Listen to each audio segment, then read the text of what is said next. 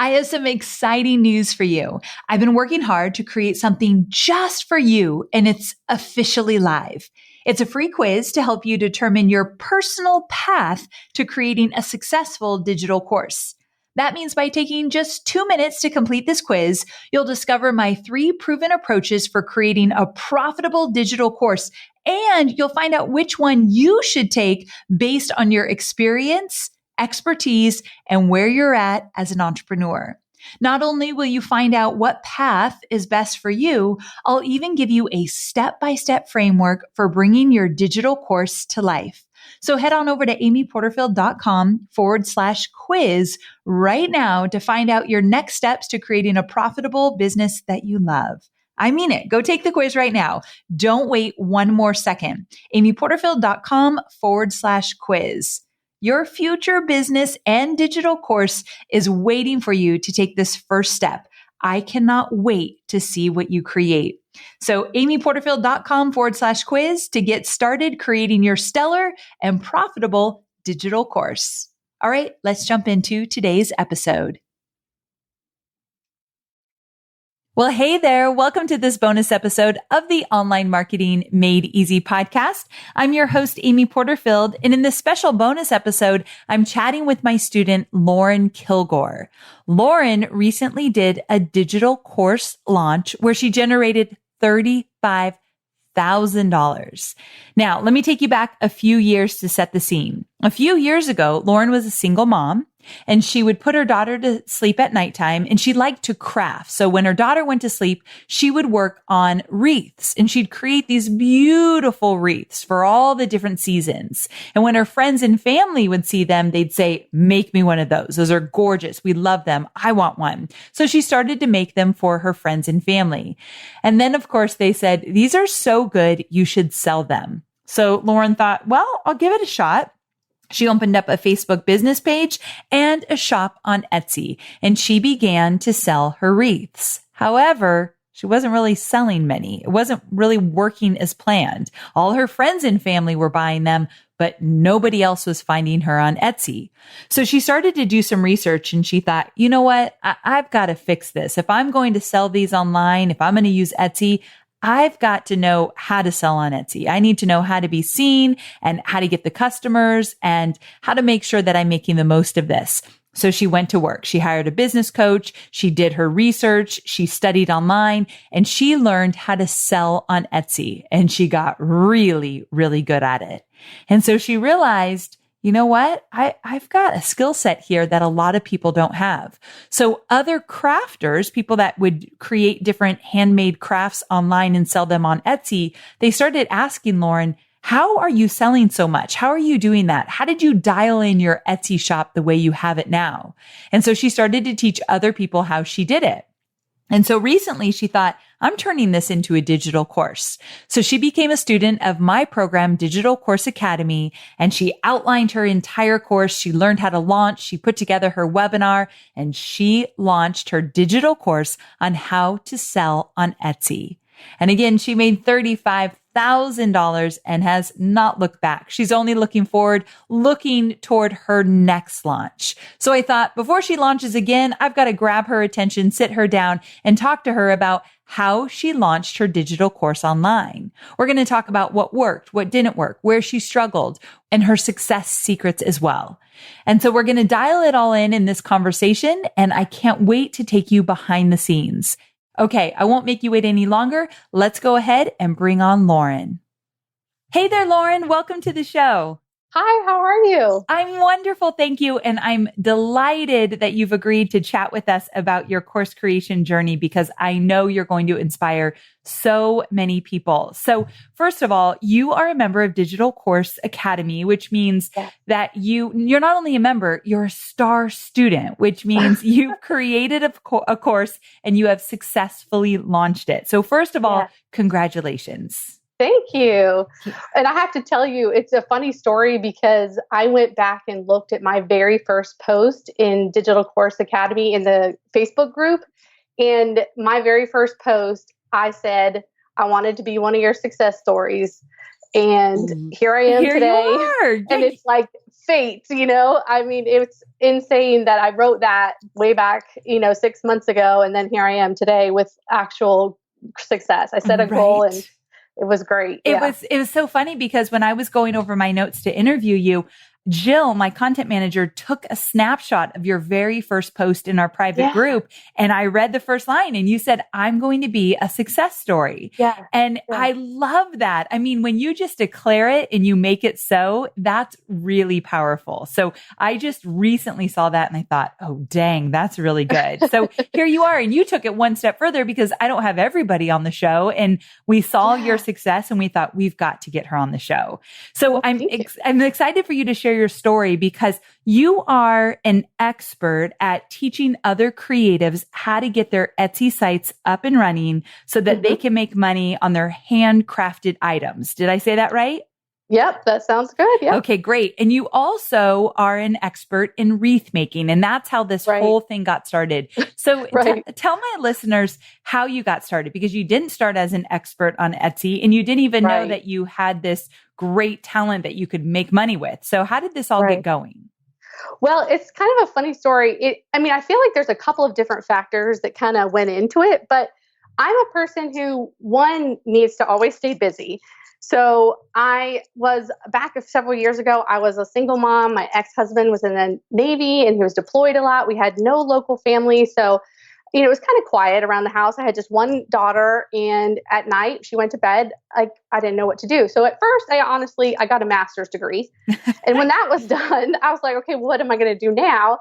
And I started making crafts just for my own house. And then, people saw them and decided, they thought they wanted to buy them. And I thought, well, maybe I could make a little extra money here doing this. And at the time, the company that I worked for, like during the day, was having some change up and a little bit of instability. And my husband also works there. So I kind of wanted to make sure that I had a little bit more stable income.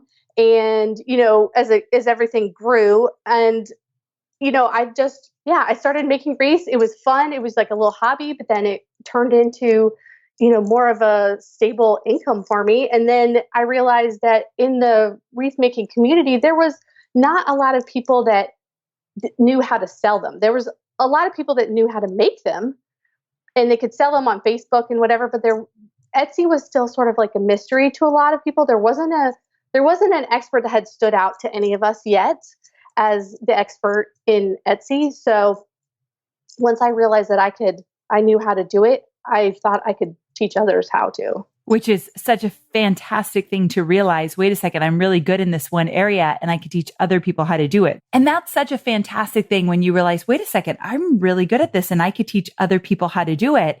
And so you realized you had this talent of teaching, not only making wreaths, but teaching other people how to make money on Etsy. And at the time, like when you first started making wreaths at nighttime when your daughter went to bed, I bet you never thought, one day I'm going to create a course and teach other people how to make money, right? Like that wasn't probably even in your mind. No way. It wasn't even in my mind that I could make enough money selling wreaths that it would be profitable.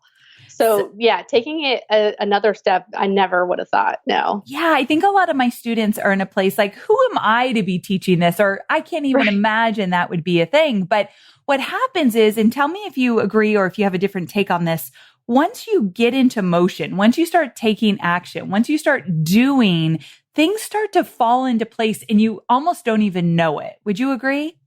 Oh yeah, it did.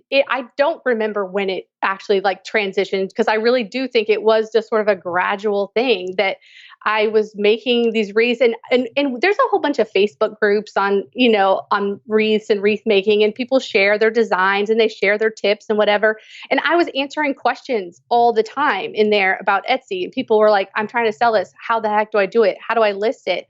And I was finding myself in there all the time, answering questions and sharing my knowledge. And then that's when I think, a light bulb went off that I could sort of turn that into a business as well. That I can make a ton of wreaths, but I kind of figured out that unless I had more people working with me, I couldn't really scale that. I can only make so many wreaths in a day.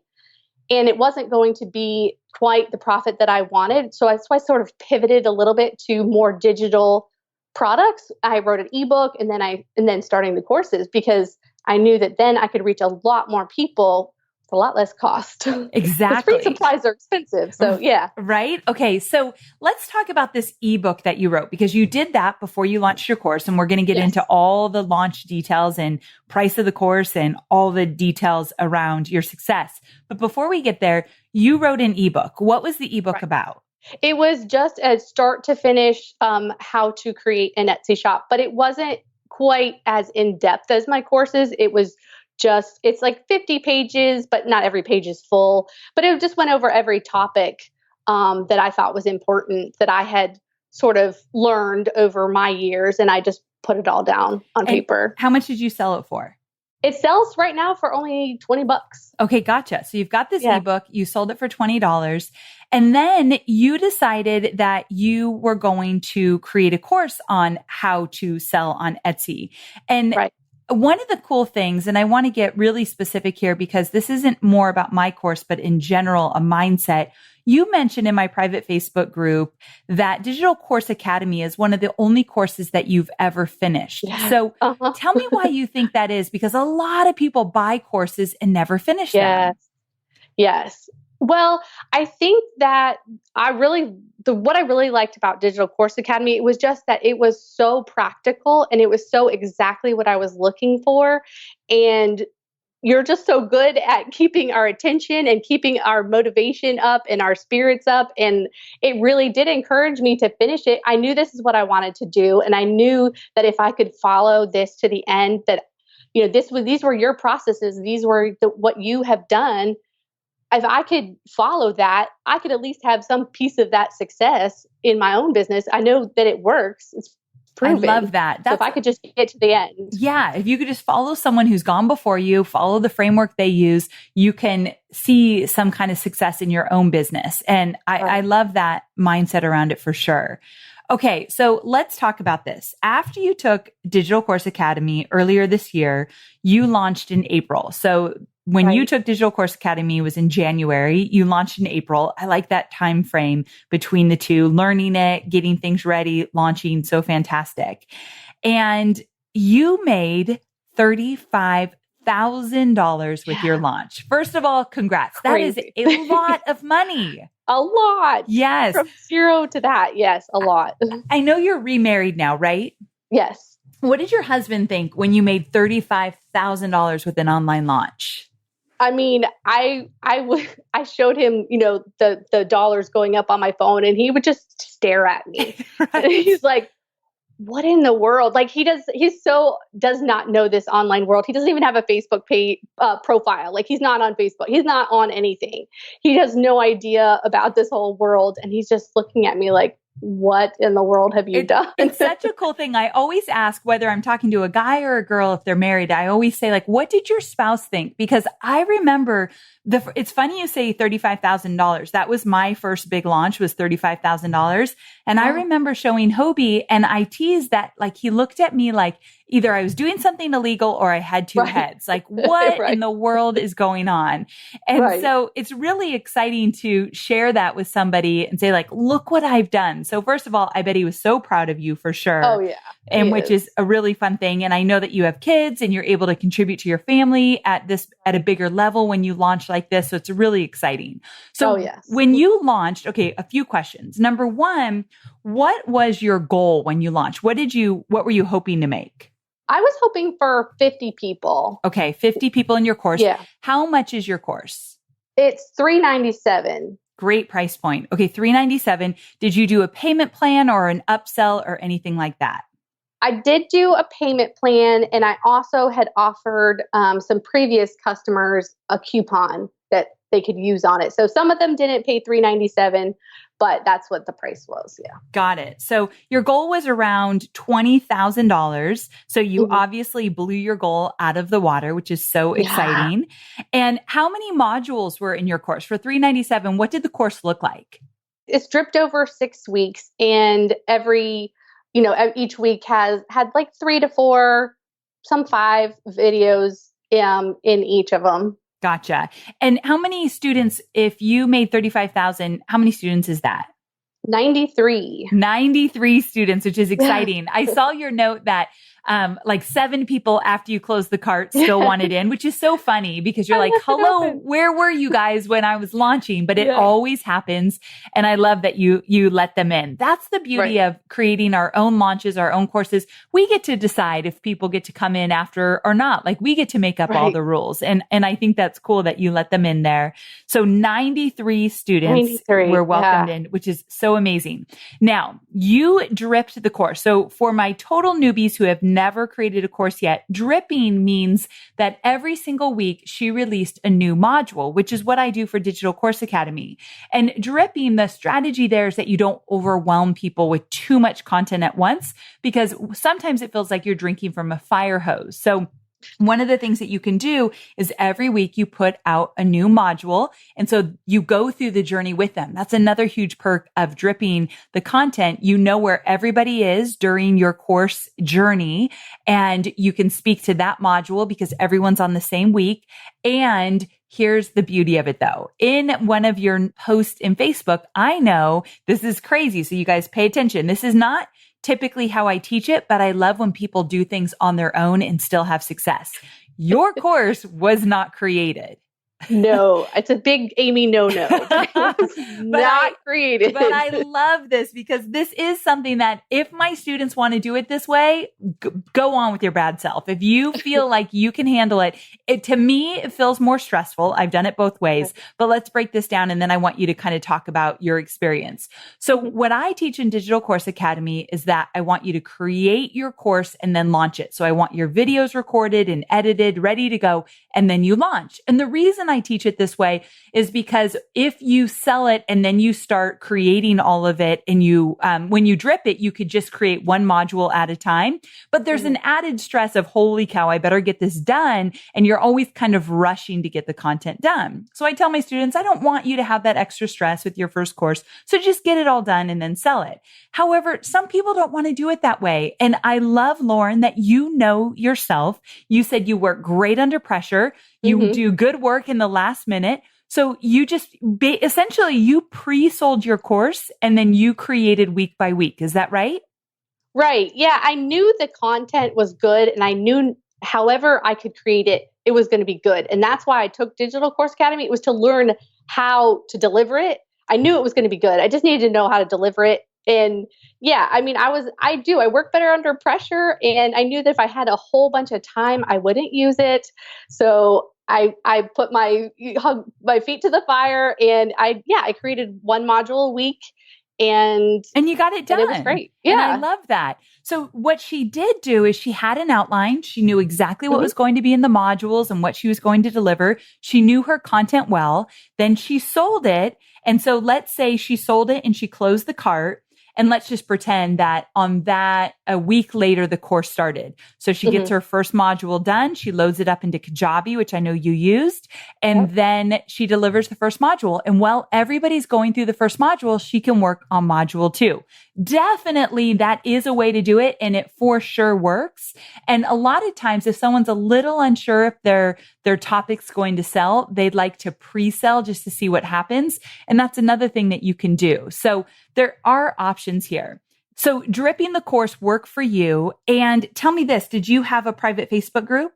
Yes. Okay. And what did you do in that private Facebook group when it was for members only, of course? So what went on in your private Facebook group?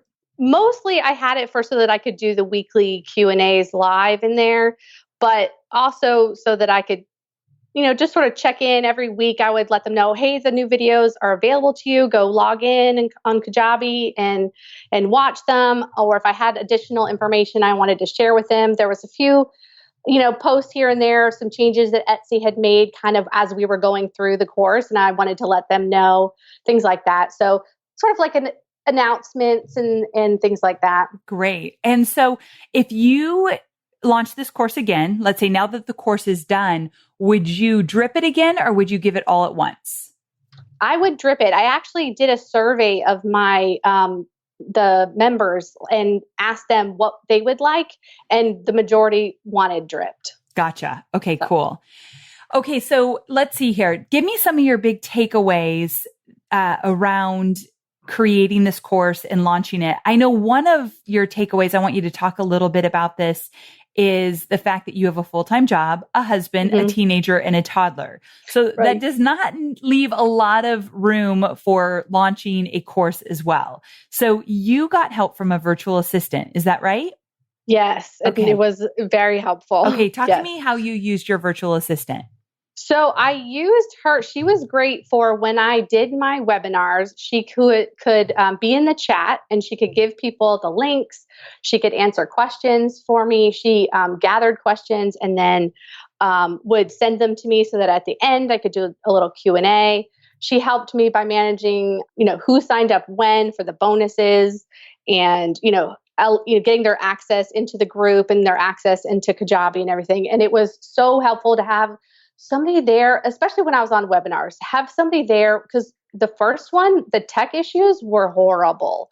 And that was partially my fault, but I had never done webinars and I didn't really know what I was doing and Zoom and things like that. And to have somebody, just a buddy there to reassure me, to help me, to put the links in because our links weren't working. And it was making me start to panic. Yes. But she was there and she had the links and she could give the people in the chat. And she said, and it worked out fine in the end. But yeah, to having somebody there, I mean, I think I would have really panicked and wanted to shut the whole thing down. But having somebody there was helpful. So talk to me about your mindset during those tech issues. Let me tell you guys, if you're listening and never launched a digital course and you want to use webinars or videos to launch, you will have tech issues. There's no way around it. At one point or another during a launch, you will. I still do 10 years later. So how did you manage your mindset through some of those tech issues? I just tried to be as professional as I could. I just try to take a deep breath and realize, what, we're going to figure it out one way or another. Okay, these links aren't going to work, but we'll figure out other links that work, or I'll be able to email them later with the right information. I just tried not to panic too much and, just realize that it's not the end of the world. They got the most of the content that I wanted them to get. And then I could figure out how to get the links to them later. Yeah. You just kind of roll with the punches and you just make it work. So I love though that you had a VA that supported you through the process. And look, if you guys are thinking, well, I can't really afford a VA yet, I'm not ready for that. There's always ways to barter or to trade, or like I did and got my best friend to sit on my first webinar with me so I wasn't alone. So there's always a way to get extra support. But if you're scared to do this alone, definitely ask for help, or if you can, pay for it. So that's always really helpful. Inside Digital Course Academy, I have a special bonus, 20 easy ways to use a virtual assistant when you're creating your course and launching. So there's a lot of details in there on how to use a VA so that you can have that extra support you want. Okay, so let's talk about some standouts that you've experienced that really work for you when you're creating your course and launching. Like, share with me what really worked. For me, it was one, having the VA that really worked and helped reassure me. I think two, having a larger social media presence really worked for me. I don't have the biggest email list. I kind of did everything backwards. I started List Builders Lab after Digital Course Academy, wrong order. But I had people on Facebook because I was doing regular live videos and they already knew me. And I think that helped, account for some where I might have been lacking in some other areas. How did you grow your email list so that or your audience on social so that you did have people? Honestly, by posting regularly 4 times a day, being there all the time, doing lives once or twice a week, just showing up all the time as much as I possibly could. I mean, in my list, it's interesting because, really my list is a sort of a mixed market. I started out with wreath buyers and then I was turning it into wreath makers. So I have a list that's sort of a compilation of a couple of different, people, but I was able to, I know it's not, you don't necessarily promote a wait list, but I did a wait list. Yes. And I had some freebies, but I just put posts up and said, here's the wait list for, the courses that are coming out, and people would join. And and that I got a lot of people that way just because they were interested, because there was no market for it, right? There was nobody out there doing what I was getting ready to do. So that really helped too. Definitely. Now, you did something fun during your launch. You did something that I actually saw Stu McLaren do with his launch, but I think you did it first, where you had a wall of sticky notes. What was that about? That was cool. So it was the very last night, and I turned on my Facebook Live, and I had written down everybody's name on a little Post-it. And I turned on my Facebook Live, and I just started putting sticky notes on the wall one by one by one. And as people were coming in, I wasn't even talking. I was just putting sticky notes on the wall. And it took so much time. You just really realize how many people had already joined.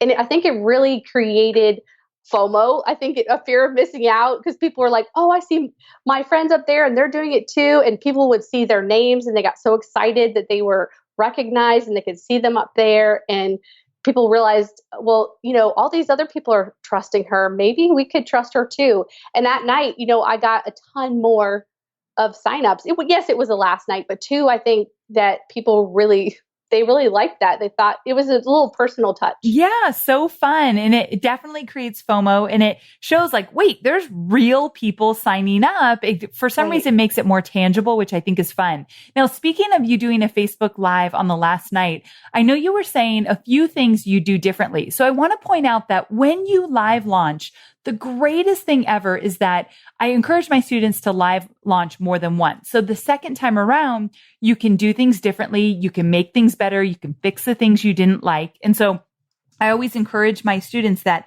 after a launch, do a quick debrief, jot down some notes of things that you would like to do differently next time. And Lauren did that, and she posted in our private Facebook group. That's why these private Facebook groups for Digital Course Academy are so valuable, because people share their wins and their struggles and everything in between. So you really get to learn from each other. And one of the things, Lauren, you posted is that you would do more Facebook Lives in the final days. Why is that? That's what my people are used to. Now, I did want to, try the webinars also, because I know that you've used that, and it worked. It did work. But I think also my people are really used to me showing up Facebook Live, and they're, it's a little bit more, I guess it's a little bit more low key and a little bit more personal maybe than a webinar with slides, just for the people that know me, because I usually sit there and I'm creating a wreath, or we're just chit chatting about whatever. So I think that, I think I would do that for, trying to interest some of the other audience, but also just to put up more videos out there, just to be out there as much as I possibly could, just to remind people that, hey, this is what's going on. This is when the cart's closing. And just to remind people, because I think people forget so easily if you don't show up all the time. It's so true. How long was your cart open for? I think it wasn't 2 weeks. It was maybe a week or a week and a few days. A little longer than a week. Yeah. And so one of the great things about using Facebook Live and doing webinars. So as you all know, I teach webinars to sell courses, and I teach webinars outside of Facebook. I've experimented with both, and I feel that when you do a webinar on Facebook, there are definitely perks, meaning more people are hanging out there and they might catch it while you're in the news feed. They're also very distracted on Facebook, and we've done some tests where people don't stay as long on your webinar when it's on Facebook. However, again, you're likely getting more eyeballs. So a few things. One, I love the idea of experimenting, because some of my students do all of their webinars on Facebook and it works really well for them. So experimenting, maybe doing a webinar off of Facebook, like on Zoom or Demio, and then also doing a webinar on Facebook during your, let's say, 10-day launch. I think that's a great experiment.